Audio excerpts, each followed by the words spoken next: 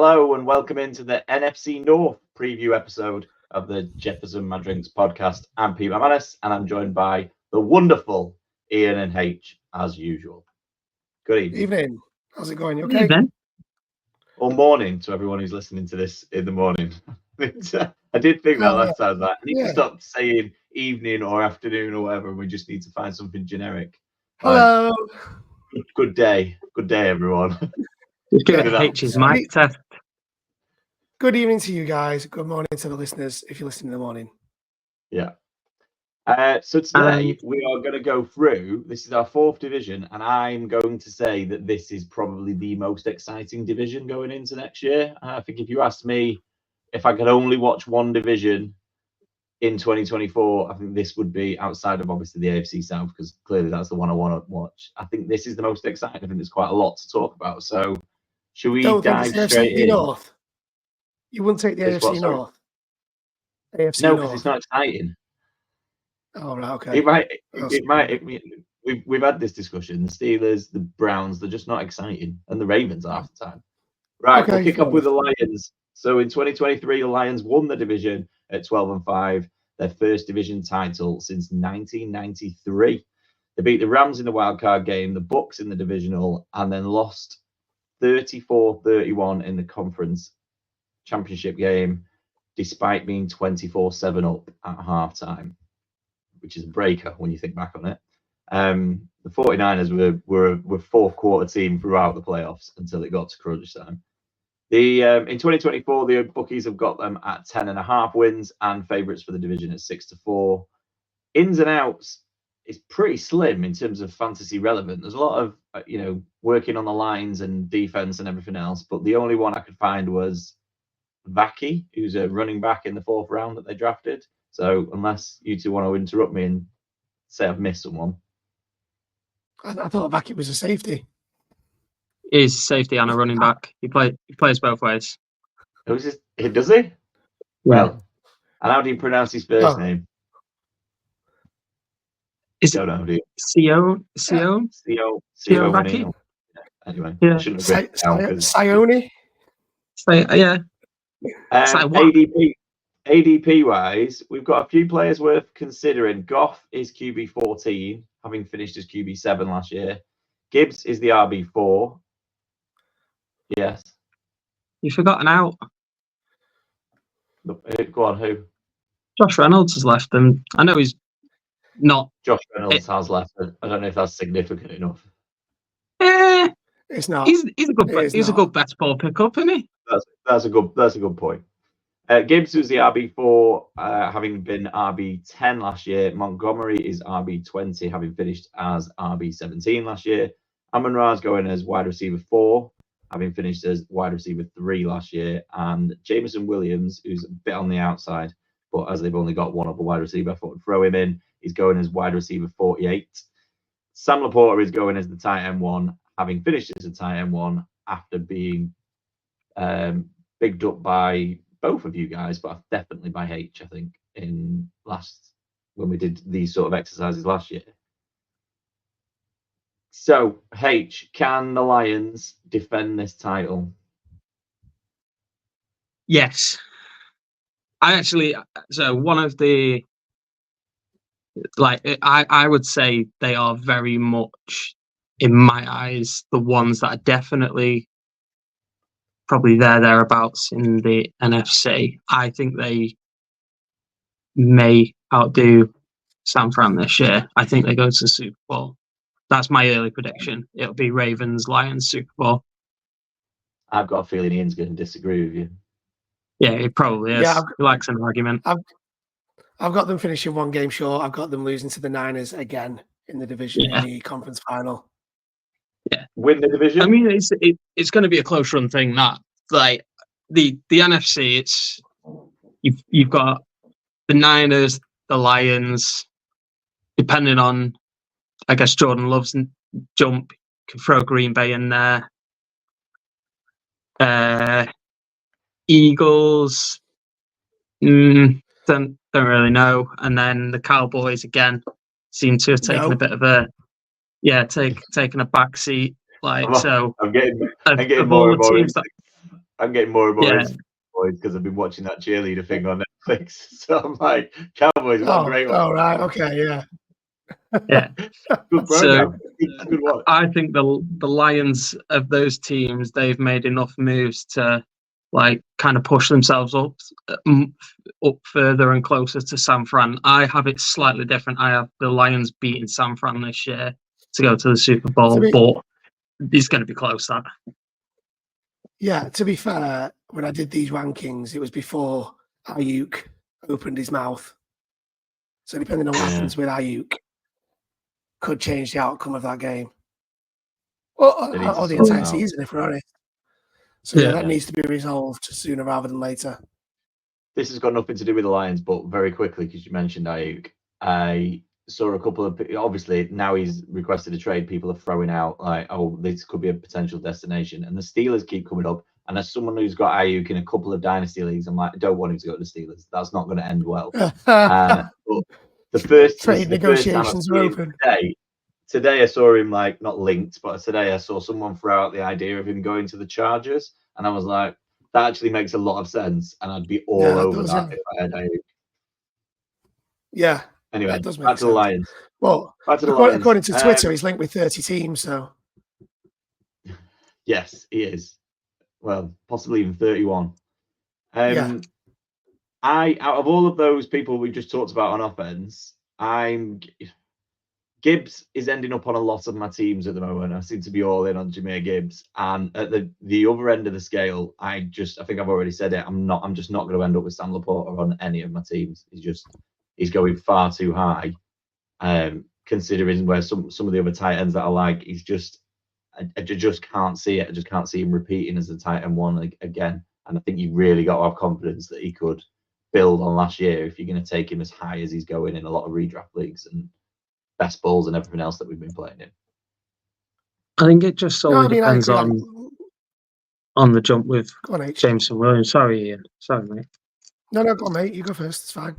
Yeah, I think it just solely depends on the jump of Jameson Williams and whether the hype is actually real, because you lose your wide receiver 2 in Josh Reynolds. Granted, Amon-Ra's a stud. He's going to be the number 1 there.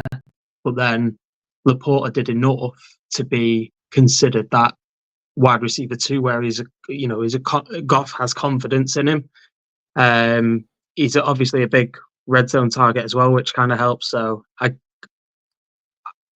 we know my draft strategy. I'm not keen on tight ends early. Like it's not a hidden thing.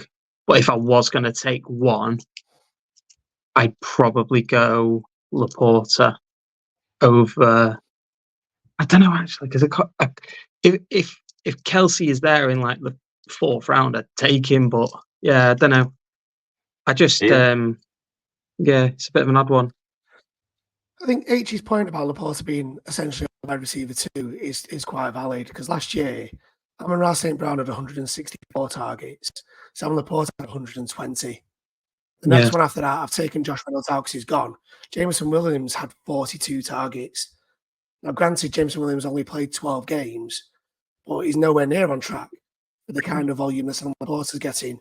So the price you're paying for Sam Laporta when you're drafting him, you're essentially paying for a wide receiver 2 that early in your drafts. Yeah. And is it something you really want to do? Unless you're playing tight end premium, I can see it.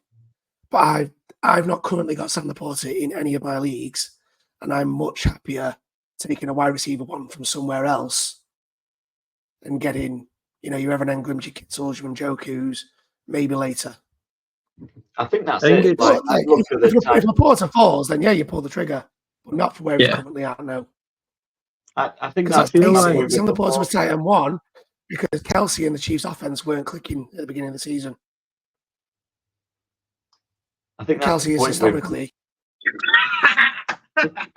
He's got like a slight delay, hasn't he? He's got a slight delay. He should shut up for a second. Oh, the thing is with Laporta though, that's when Kelsey he's in that top 5. If he's in that top, I can see him finishing as top 5 or 6 tight end, no problem whatsoever, because of everything you just said. But if you're comparing him against some of the other tight ends, where Andrews is probably going to be the first read for Lamar, he's his main target. Kelsey is still Mahomes' main target. there's an argument that Kincaid could be Josh Allen's main target. Like, I think there's Only target. He could be the second target is a great argument to take him ahead of several other wide receivers and everything else, but it's not a great argument to take him above Kelsey, Kincaid, and all the other people I've just talked about. Yeah. What do we think about Montgomery before time runs out? Fat Boy Montgomery. You have to just be offensive, don't you? Can't just be nice. Well, my next sentence was, I like him. I like him. I like him, and I like him at his ADP. But I think Jahmyr Gibbs takes a big jump this year. I said this about Bijan. I say it about Gibbs. Like the two of them are gonna be more involved in the offense this year. I think towards the end of the year, especially, it seemed like Ben Johnson kind of worked out what he wanted to do with Gibbs and how to use Gibbs, and then that obviously developed Jahmyr Gibbs into what's he going running back for? Yeah. I think running back 4 is probably perfect ADP for him as well, because the 3 above him, CMC 1, Bijan 2, Brees Hall 3, Jahmyr Gibbs 4, Saquon 5 probably. Like I'd probably take Gibbs over Saquon. So yeah, I think it's a good spot for him. And then Monty as his number 2, he's one of the better number 2s out there, and they obviously worked as a tandem last year, so he's still going to get a lot of reps. He's still going to get a lot of game time. And to be fair to him, he's probably that one that's going to get a lot of sort of inside the 5-yard line kind of work, because he's a stronger lad than Gibbs, whereas Gibbs is a bit smoother and speedier. Is that what you meant, Ian? He's a strong lad. He's a strong lad. He's just being offensive. I think this year with the Lions, it's going to be if it ain't broke, don't fix it. Because those two worked perfectly well in tandem last year. Montgomery had the majority of the rushing attempts. Jahmyr Gibbs had the majority of receiving attempts. So in PPR leagues, Jahmyr Gibbs is your clear running back. But in half PPR, David Montgomery is definitely useful. 219 attempts, over 1,000 yards, 13 touchdowns, and that's only in 14 games. He missed 3 games last year. And that's 3 more touchdowns than Jahmyr Gibbs got. Yeah. So David Montgomery, what's his ADP at the minute? 20. Running back 20. 20. He finished 17 last year in 14 games. I'm snapping Montgomery up wherever I can. They're going to use him just like they did last year. Because between him and Jahmyr Gibbs, the way they work together, they combined for 23 touchdowns. Why would you mess with that? I agree with that, because I think it's not just last year that they combined, but when you think back to the year before, they had, was it Jamal Williams and DeAndre Swift, like 2 completely different running backs, but it was we're doing it by committee. We're having these 2, like we've got the 1-2 punch, and they both scored reasonably well, not on the same level as Montgomery and Gibbs did last year, but that seems to be the way that Dan Campbell wants to run it. He's like, let's take 2 of them, and I'm guessing let's try and keep them fresh for the postseason, because you don't want to just go with one of them and burn him out by week 17. Yeah. I think that's like you are expecting to make the postseason now, aren't you? Yeah. I think it also like having the second running back is the way they do as well. If one of them goes down, the other one is more than capable of taking them heavy reps. So it's definitely worth a swing on both of them, because they are good as an RB1 as the other. It's just they're very different in sort of the way they play, I suppose. But I'm high on all the. Say again. Would you pick them on the same team? Best ball, yeah. That's fair. The last couple of episodes we've done, that's your answer to everything. On best ball, yeah.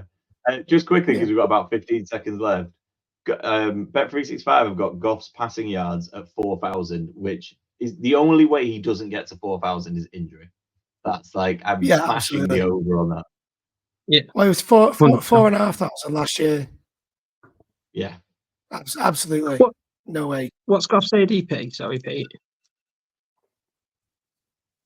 Quickly. 14.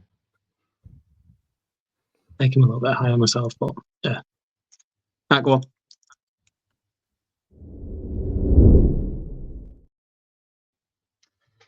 Second in the division, and therefore second up on our review, was the Green Bay Packers. They went 9-8, finished as the 7th seed, and therefore made the playoffs.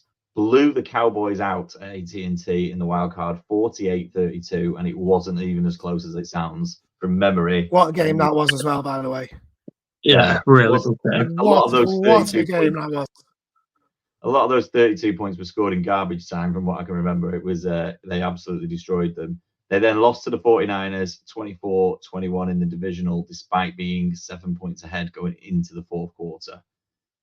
In 2024, the bookies have got them at 9.5 wins, so just behind the Lions. In notable ins, it's all running backs. Notable ins, Josh Jacobs and then Marshawn Lloyd in the 3rd round of the draft.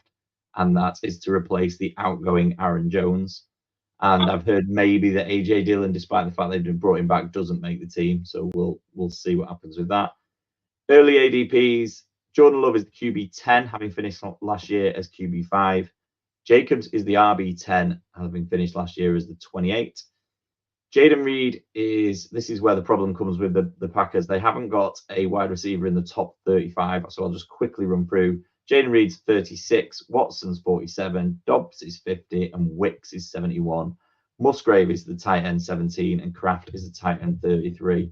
So the big question with the Packers seems to be there's going to be plenty of points. Can you find the wide receiver who's clearly going to be a value that's going to get most of those points? No. I'll start us off here. So, yeah. No, you can't find him, or no, he doesn't exist. No, they definitely exist, but I think it's similar kind of situation to like we've spoken about with the Texans, where these kind of, we saw it last year, there's too many mouths to feed in there. And the only way really that, I mean, the one that I would say potentially makes a big jump, and it's because he's heading into year 2, is Reed.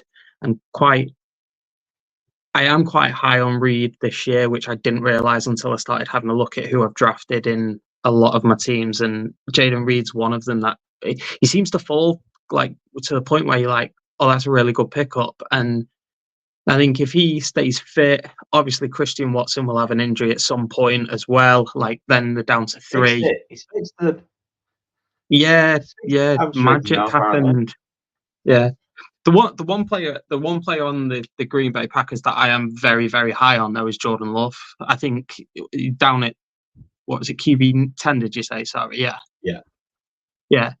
He finished as QB 5. I'm probably a little bit more higher on him because he's got an absolute solid run game this year. Like there is no doubt that I know Jacobs had a down year last year, and obviously Ian knows it better than anyone. But he's on a far better team this year. So I'm a little higher on Jacobs than I was last year. I think he has a better season. Obviously, he's going to be better than RB28. But there's a lot outside that makes the inside for Jacobs quite a strong one. But in terms of targets, I can't pick one. Ian, thoughts on Jacobs? Jacobs, well, can't get much worse than last year, can Best player in the world. Rushing leader 2 years ago to 28th.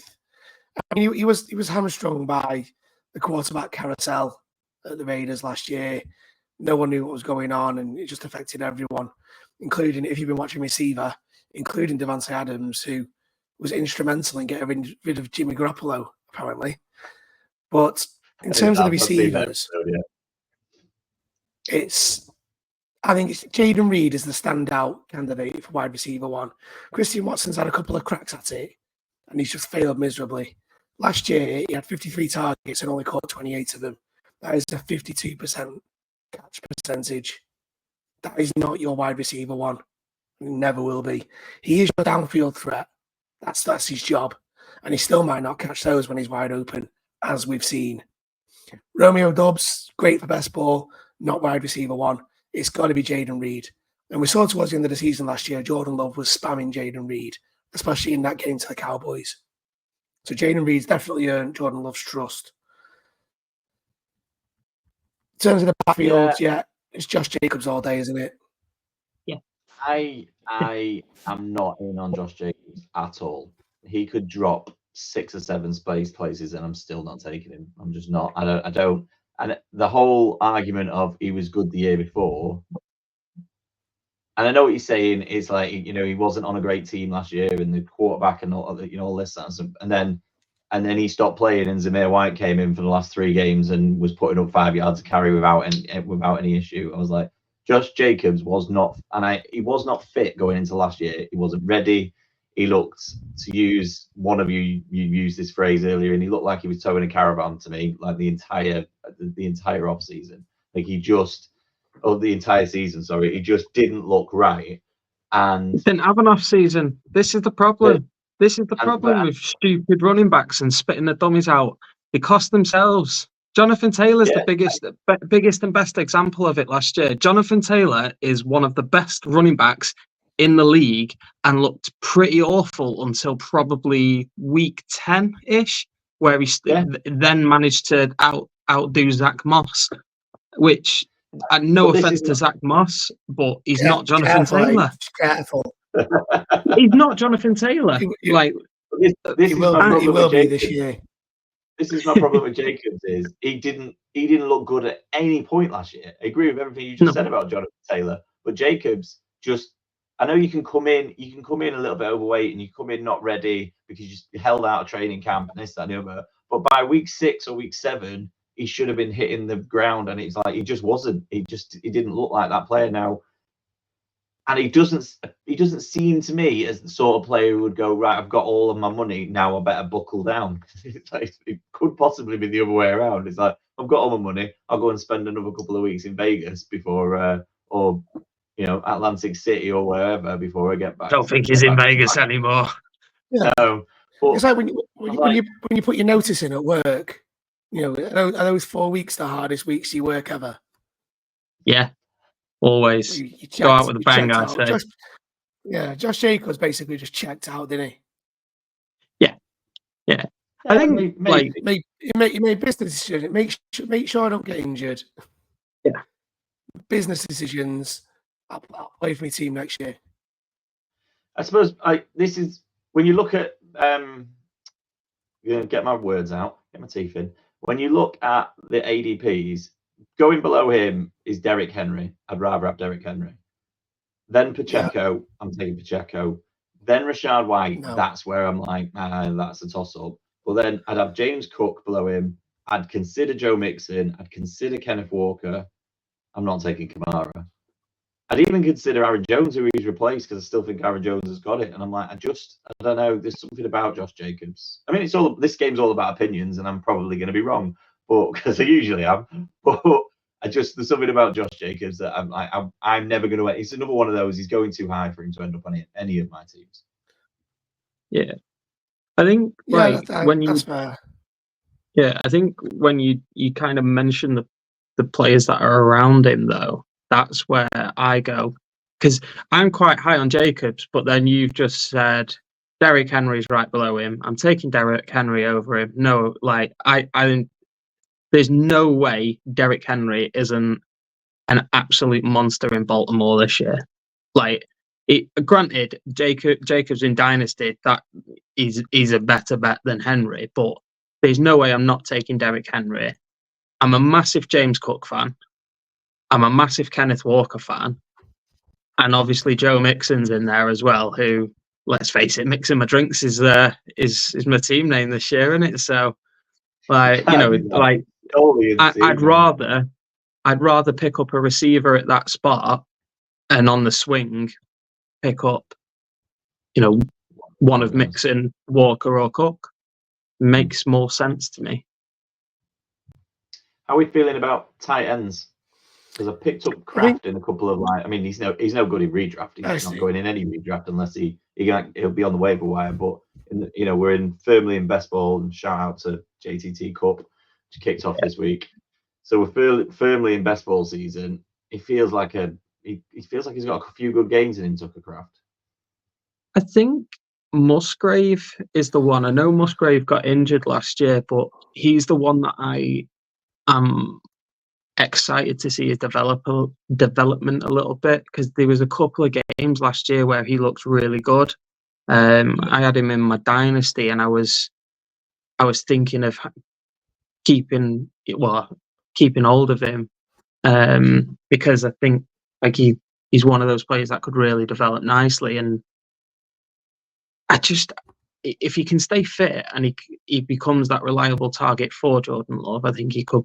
I think he's somebody that I'd pick over Kraft myself, but either or in best ball, and Kraft's going to be a lot lower in those rounds where it's like who's got like you said before the pod started, who's got that one game in the that's all you're looking for in rounds like 24. And when you're looking at tight ends down there, you're going, who's got that one game in them? That it could be Kraft, could be Musgrave. So yeah, could be Gronk. Could be who? Gronk. He's still on sleeper, mate. You can still get him. Tebow. Sleeper just has everybody on there, doesn't it? It's just like I don't know how. Like once you get towards the Hall of, I mean, they've got players who are in the Hall of Fame. I think like once you get in the Hall of Fame, you're inducted. You should probably get taken out of sleeper. You're not coming back. Yeah, I mean, I think they've still got Henry Ruggs on there, which is ridiculous. Yeah, they actually. I think Musgrave this year is the clear tight end one. I mean, he only played 11 games last year. Tucker Kraft played all 17 games. And Musgrave still got 6 more targets. He got 3 less yards and 1 less touchdown in 11 games, and Tucker Kraft played all 17. So in terms of the tight ends at Green Bay, Musgrave's the guy you want, I reckon. Yeah, I don't think he's going to be high enough to go in any of our leagues. Not unless there's a tight end injury issue and you really got to dig deep. But I don't think he's good. I don't think he's on. But depending on Musgrave's fitness, like we talked about the receivers and the confusion about who's going to be wide receiver too. It could be Musgrave. Yeah, he's worth a punt. I like Watson. I like Watson a lot. I'm not buying into the hype of too much that he's sorted his hamstrings out. But when he's on the field, he gets targets. Like he does.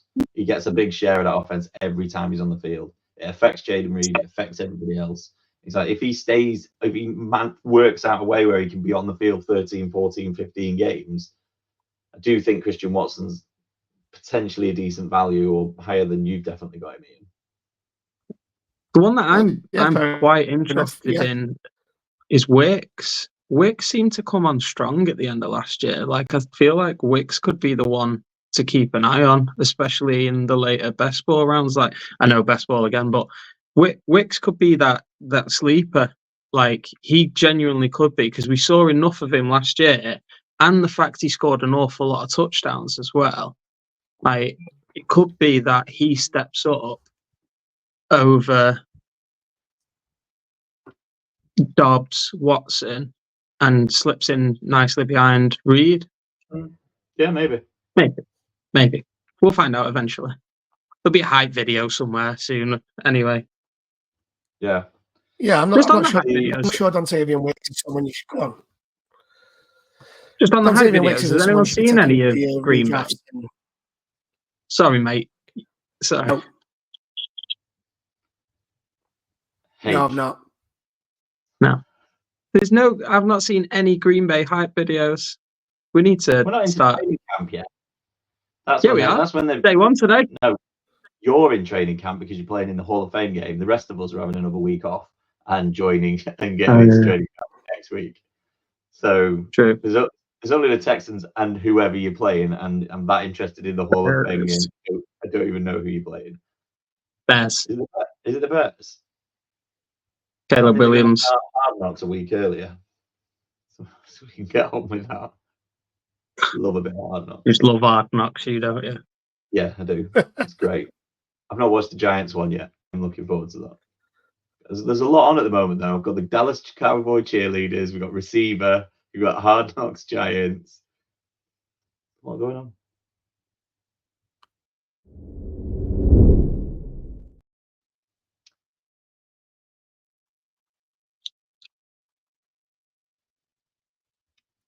And third in the division, because Pete's froze. Oh, sorry. What Pete was doing then. Oh, he's back. Apologies. You hear me now? Third up is, yeah. Oh, have you lost me? Have I lost you? Have I lost you? No, you're right. No, you're still there. H to line you up. All right, thanks very much. Thanks, H. That makes really good viewing for people watching. Third in the division was the Minnesota Vikings, who finished 7-10 after an injury-hit squad. And when you go back through it about who played how many games, it was just a disaster, really, for the Vikings. So they did pretty well to get to 7 wins. The bookies have got them at 6.5 wins this year, which I think leans into the fact that that division has got a lot stronger than it has been in previous years. Their notable ins are Aaron Jones, JJ McCarthy as the number 10 overall pick. I've thrown Sam Darnold in there because I think there's a chance he starts ahead of JJ McCarthy, and Tonyan, the tight end, only because I'd forgotten all about him. But he did have he had a period at the Packers when he was a player. The outs, Kirk Cousins was obviously the big move in free agency. Josh Dobbs has gone. Mattison it's all over for Mattison, and KJ Osborne has also left. Early ADPs, you've got the quarterbacks. JJ McCarthy's going as quarterback 23. Sam Darnold's going as quarterback 34. No one's drafting either of those in our leagues, although Ian has become obsessed with him in deeper best ball leagues, which I will let Ian tell you the story of the Scott Fish experience last week. Aaron Jones is going as the RB 18, having finished as RB 37 last year, but only in 11 games because of injury. Justin Jefferson is the wide receiver 3, having spent the last 2, maybe 3 years as wide receiver 1, so he's taking a drop because of the quarterback situation. Addison, if he's allowed to play, is the wide receiver 35. I don't see why he should be allowed to play. He definitely shouldn't be allowed to drive a car anymore, but he should be allowed to play football. And DJ Hawkinson is unbelievably going as the tight end 13 because I can't see a situation where he doesn't even play half the year. So that is your early ADPs. So before we get started on any of that, do you want to tell us about your JJ McCarthy new obsession, Ian? Well, it's all born of a mistake. So the Scott Fish live draft in London last week. Big shout out to everyone at the Scott Fish draft. It was an amazing night, and he gets to, I can't remember what round I took him in, but the drinks have been flowing. We're having a great time. I was on the clock under a bit of pressure, and I looked, and on my list saw JJ McCarthy, and for some reason in my head, I thought it was Jaden Daniels. So I strutted up to the live draft board, took my sticker out, dead proud, and put JJ McCarthy on. And everyone was like, ooh. I went back to my table and Pete was there. I was like, Pete, guess what I've just got? I got McCarthy. He's like, yeah, right. And I was like, yeah. The realization that it wasn't actually Jaden Daniels. But since then, I've taken McCarthy twice in drafts. So I'm owning my mistake, and I'm hoping that good things come of it. But moral of the story is don't draft drunk. Yeah. Which is going to hit home with absolutely no one because everyone listening to this drafts drunk unless they are actually teetotal or driving for whatever reason. You are going to have a few beers. Yeah, if you are at the Scott Fish live draft, you are drinking. Didn't you back him up with some other Viking in the next round? Yeah, I took Edison. I doubled down on my mistake. Was that before or after the new? After what? Before or after? Was it before or after the new speeding? It wasn't speeding. It was drunk driving this time, wasn't it? I think it was. I think it was before. I think it was before that. Yeah. Well, I took my mistake. I doubled down on it, and I made people think that I meant it. Someone needs to take his driving license off him and move. And anyway, how have you got the Vikings finishing this year? Well, I think the states of Minnesota are going to be taking the. Yeah. Sorry, Milwaukee. It's 4-13. I've got them having a bad year this year, and it's all because of JJ McCarthy. Ironically. It's mainly because of the fixtures. Like, The 13 losses are to the 49ers, the Texans, the Packers twice, the Jets, the Lions twice, the Bears twice, Cardinals, Falcons, and Seahawks. They've got a tough schedule. We haven't got to the Bears yet, but I'm assuming that's fourth in the division. It will be, yeah. Yeah. H, what about you? And see things brighter for the Vikings? I am. I think 4 wins is a little harsh. I think JJ McCarthy's proven that he can lead a team. I don't see Sam Darnold starting. I really don't see Sam Darnold stepping foot on the field. JJ McCarthy's a fairly accurate quarterback.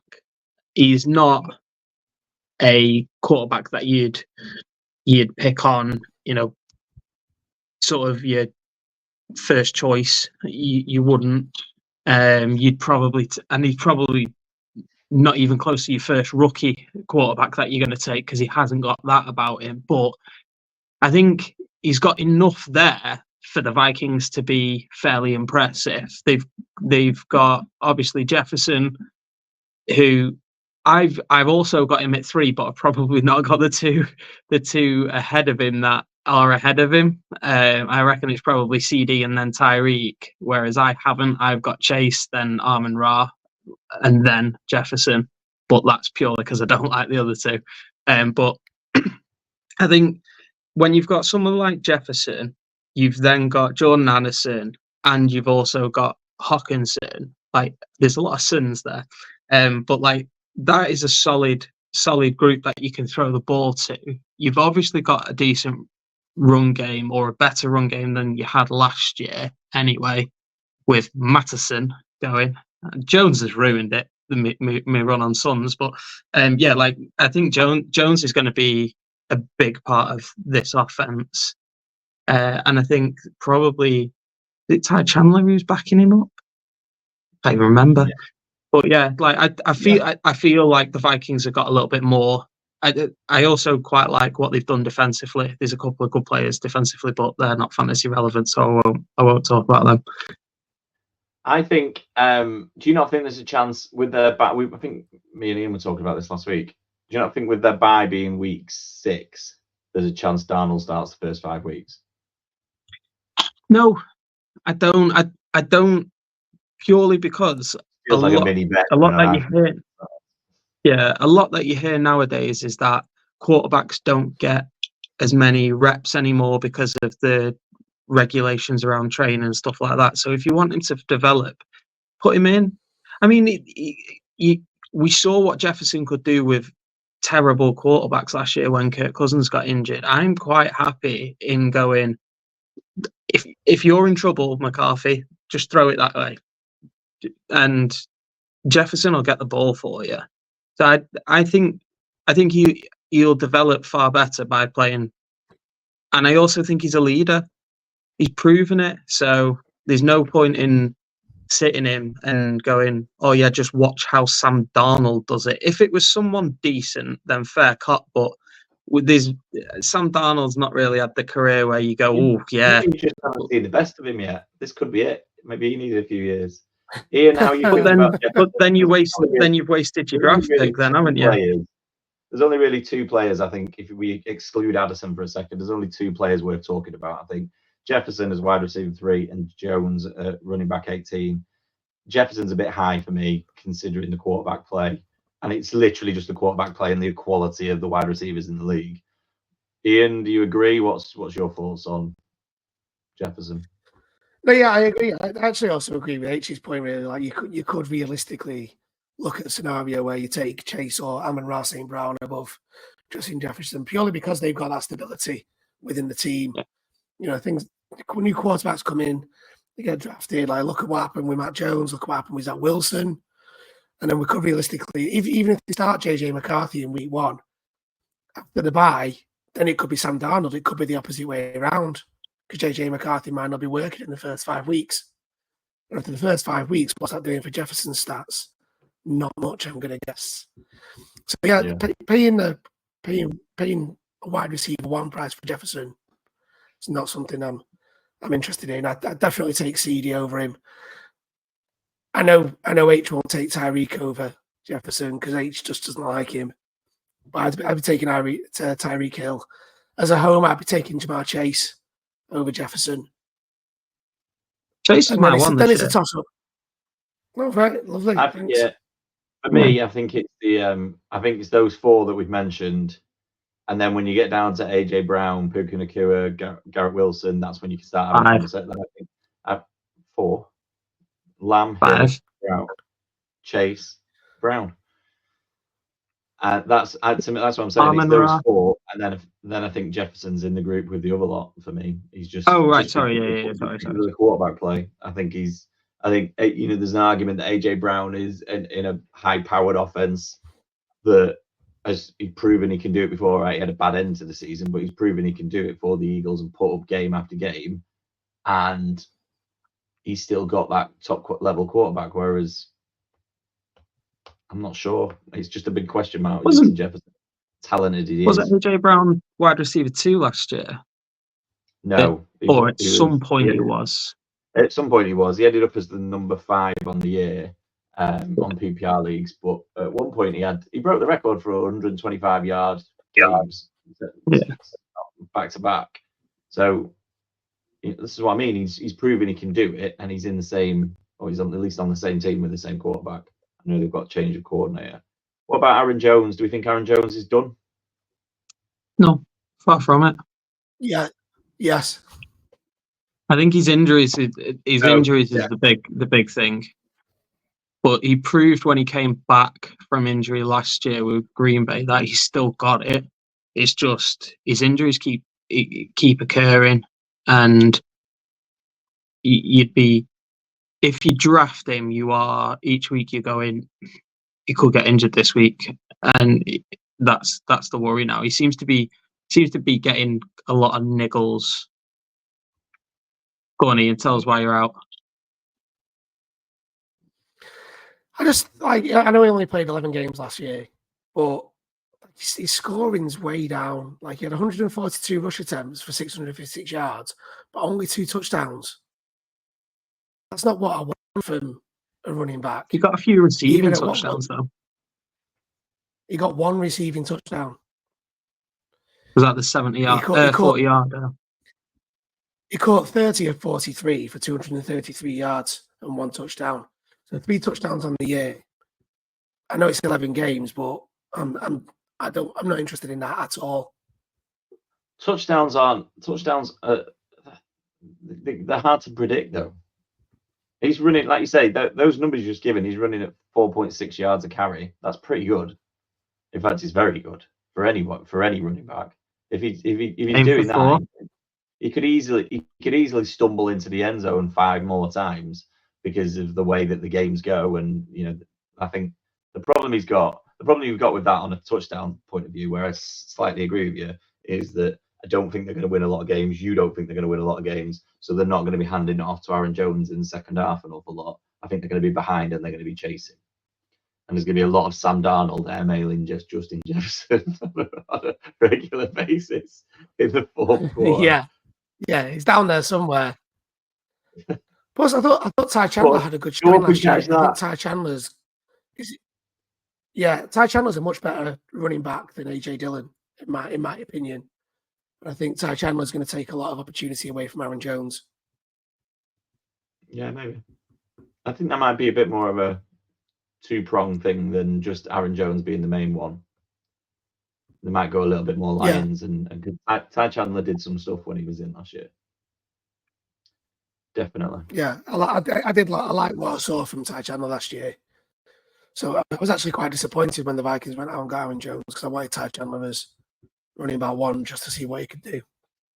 We're going to finish with my Justin Jefferson stats, which blew my mind. So the bookies have got him at over under 1,300 yards, which I think is a lot. He's got to stay healthy and he's got to have decent quarterback play.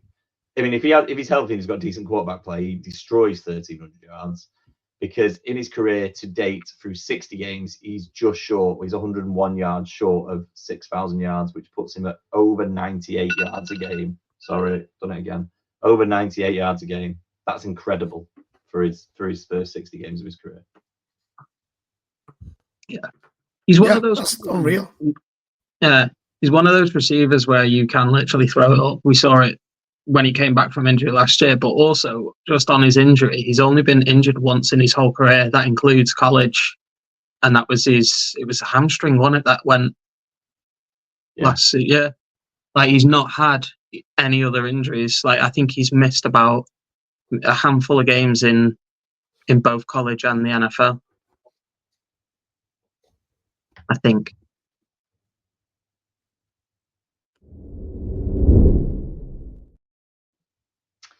Last but not least, it's the Chicago Bears. Last year, they finished 4th in the division, also with a 7-10 record. 5 years without a winning record since they won the division in 2018 and followed it with the playoff double doink. In 2024, the bookies have got them an 8.5 wins, which screams we don't know what to do with this team. So let's just put them at 8.5 because that's roughly half of the games. The big ins, Caleb Williams at number 1 overall, Rome Odunze at number 9 overall in the draft. They then added, or before that, they'd added in free agency, Keenan Allen from the Chargers, DeAndre Swift in at running back, and Gerald Everett at tight end. So of all of the offensive positions, they're improving, or at least trying to. Outs, Justin Fields, Deonta Foreman, Mooney, and Equanimous St. Brown, which has no relevance to fantasy other than the fact that I quite like saying his first name. The ADPs, Caleb Williams is going as the QB 11, which is high, if you ask me, for a rookie quarterback. DeAndre Swift's going as the RB 21. DJ Moore's going as wide receiver 17, having finished as wide receiver 6 last year. Keenan Allen is going as wide receiver 29. He was the wide receiver 8, despite only playing 13 games last year. He was incredible until I needed him at the end. Rome Odunze is going as wide receiver 32, and Cole Kmet is going as tight end 15, having finished as tight end 8 last year. Where should we start? Let's start with Ian again, because his other obsession seems to be DeAndre Swift.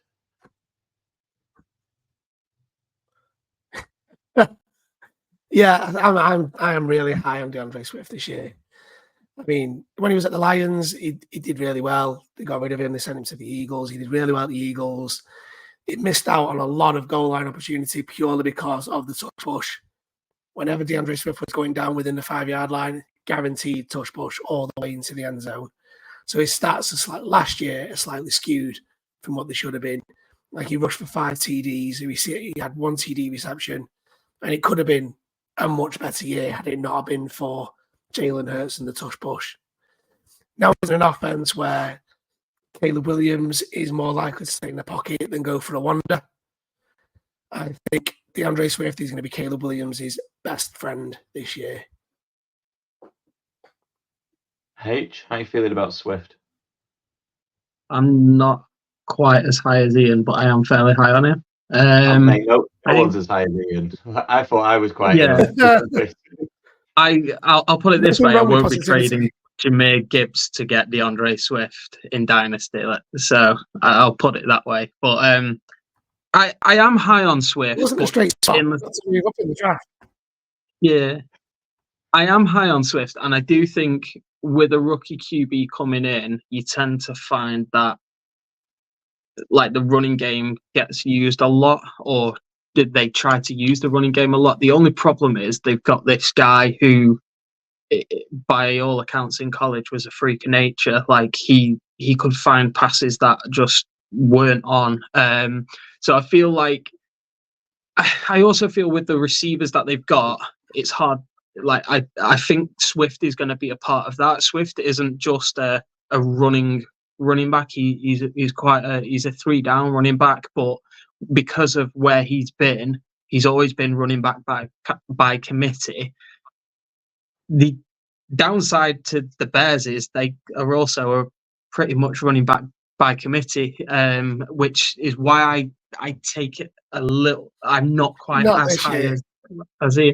Well, they are, because they've still got their 2 starting running backs from last year. Khalil Herbert, not the guys. Swift is a better running back. I'm not arguing that. But the Bears last year were running back by committee. They've not. Well, they've kept those two running backs, but added Swift in. I don't know how the Bears running back room works this year, because Khalil Herbert at times showed he was okay. You always expect a bigger jump year 1, year 2 with your rookie. And Roschon Johnson, I think, Pete, you said it like a couple of times watching him, like he's quite exciting to watch. So it'll be interesting to see how they do it. He was, I don't know. But he was exciting to watch at times when I was like, he's got something. And then the season went on and he just didn't make an impact. Just didn't go, yeah. Deonta Foreman, and they had Khalil Herbert, and they had someone else whose name's escaping me. And I was like, if he was as good as I thought he was when I looked at him early in the season, he would have made an impact by the end of the year. So I know it can happen in year 2. It happened in year 2 for Kyron Williams. You just have to look at, it's a perfect example of what can happen in year 2. But Roschon Johnson would not be worrying me if I was DeAndre Swift. No. I mean, they're paying DeAndre Swift $24 million over 3 years, and they're not doing that for a committee running back. With a $4 million signing bonus and it's $15 million guaranteed, he's not going there as a committee running back. He isn't. From memory, didn't he sign like 2.5 minutes after the free agency gig opened?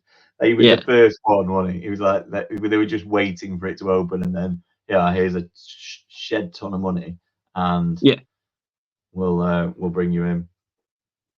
It's just, I feel like the Bears are probably the most, in terms of fantasy, they're probably the most interesting team, because like we can talk about the receivers now. I couldn't tell you which one I'd pick, but in the same breath, if they landed and there's players around it that you're not overly keen on, you'd take them. It's the same with Swift. Like, it depends when you sort of selecting him, it depends on who's around him for me to pick him. There's a few players that I like. There's a few players that I dislike, as we know. And it's kind of, I've seen drafts where I've gone, Swift's my guy, and then I've gone, oh no, I'll take, like from me, I quite like Kenneth Walker, so I'd take Kenneth Walker over him. But it's just preference that.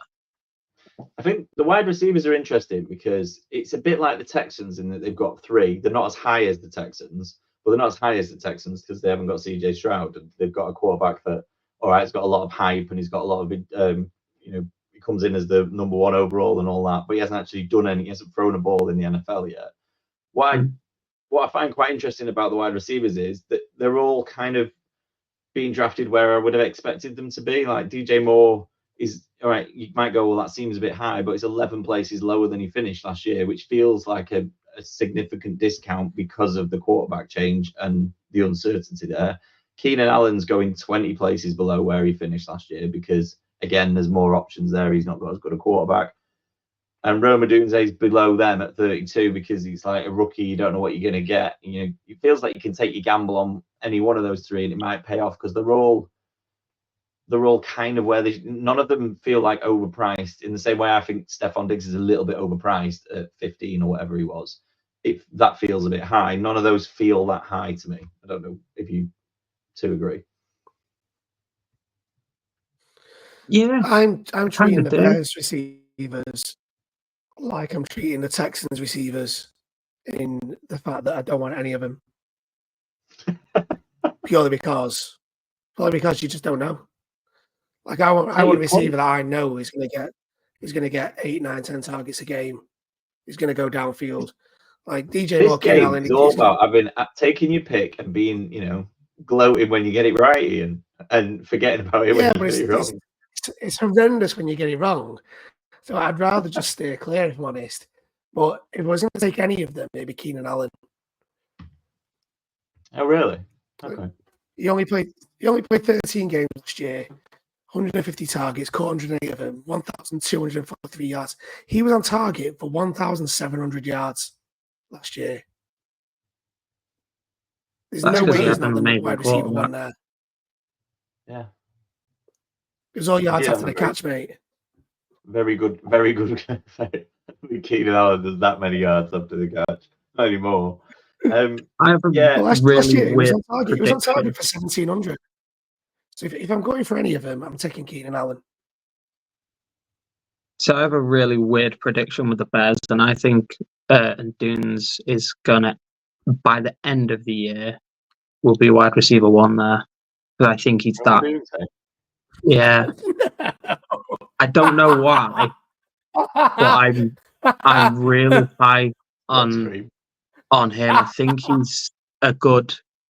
he's a really good prospect. He's a really smooth runner.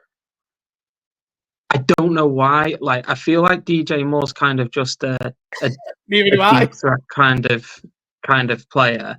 Keenan Allen's the one. Like, I'm higher on Keenan Allen than I am DJ Moore.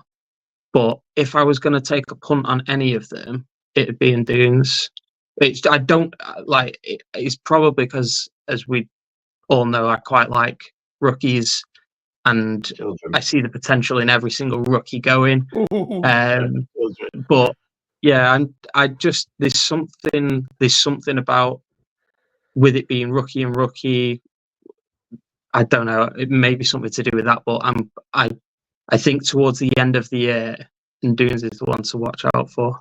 Do you know what it'll be? It's all of that. You've watched all of those videos and then clips of it, the two of them getting on a plane together to go to the draft, getting on a plane together to go to Chicago. It's all subliminally starting to affect you. Yeah, probably. But I don't know. I've not even seen many hype videos of them Dunes though. Like, the only things that I've seen is how bad Caleb Williams is, and it's like people are just putting. It's the same thing that happened last year that I had a massive rant about, and I won't do it again. But it's just like, I don't know.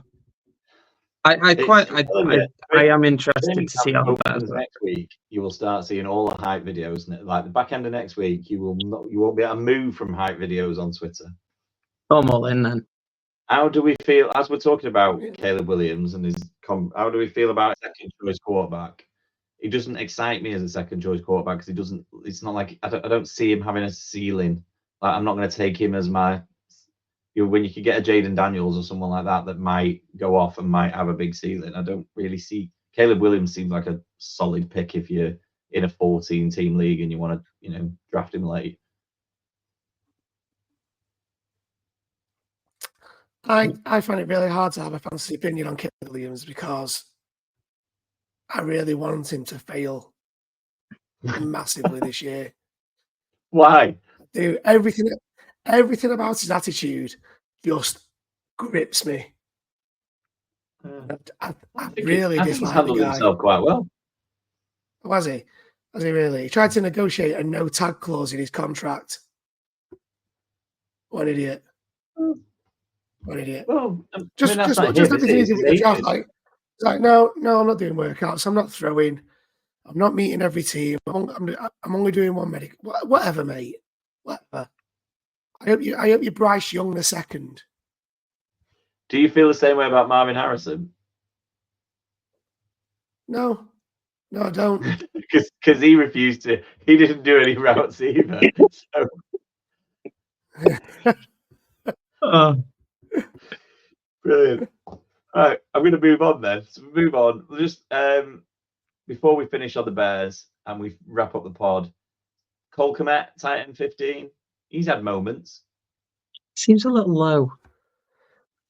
He was tight end 8 last year. Does it? He feels a bit like he's a bit George Kittle for me, and I'd have to go back and look at the stats in that he's going to get to tight. It feels like he might get to tight end 9 or 10 across the year, but you probably, if you play him every game, you're not going to enjoy the journey. Like it's going to be up and down.